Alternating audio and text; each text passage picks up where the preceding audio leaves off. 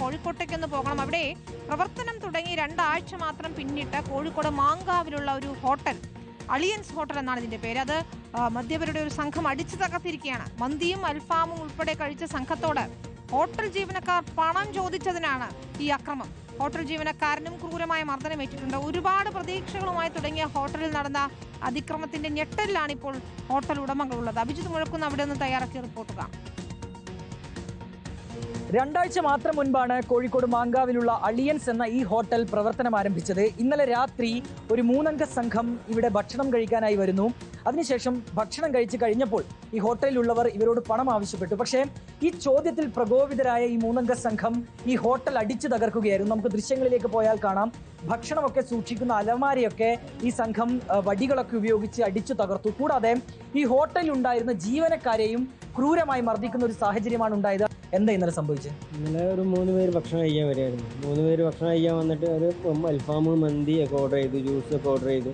അത് കഴിഞ്ഞു 2 പേര് ഭക്ഷണം കഴിച്ച് പോകാൻ നേരത്ത് ബില്ലിൻ്റെ പറ്റി സംസാരിച്ചപ്പോൾ അവർ ബില്ല് പൈസ നാളെ തരാം, അല്ലെങ്കിൽ 2 ദിവസം കഴിഞ്ഞ് തരാം, അങ്ങനെ കാര്യം പറഞ്ഞു. അപ്പോൾ ഞങ്ങളെ പറ്റില്ല എന്ന് പറഞ്ഞപ്പോൾ അവരില്ല, ഞങ്ങൾ ഭക്ഷണം കഴിച്ചാൽ അങ്ങനെ പൈസ കൊടുക്കില്ല, ഇവിടെ അന്വേഷിച്ചാൽ അറിയാം, ഞങ്ങൾ കോഴിക്കോടൊന്നും ഇല്ല എന്ന് പറഞ്ഞു.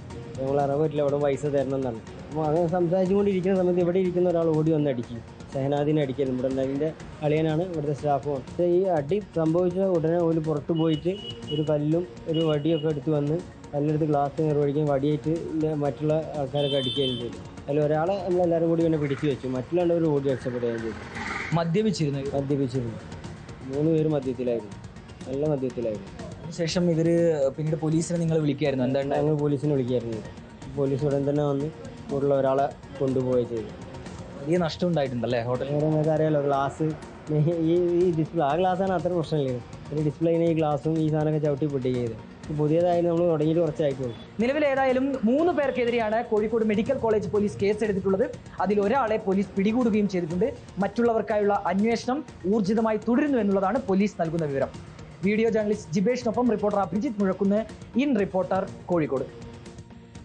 എന്തായാലും കഷ്ടമായി. മാങ്കാവിലുള്ള ഹോട്ടലാണ് അടിച്ചു തകർത്തത്. മദ്യപരുടെ സംഘം കഴിച്ച ഭക്ഷണത്തിന്റെ പൈസ ചോദിച്ചതാണ് ഈ അക്രമത്തിന്റെ പ്രകോപനമായത് എന്നതാണ് അവർ പറയുന്നത്.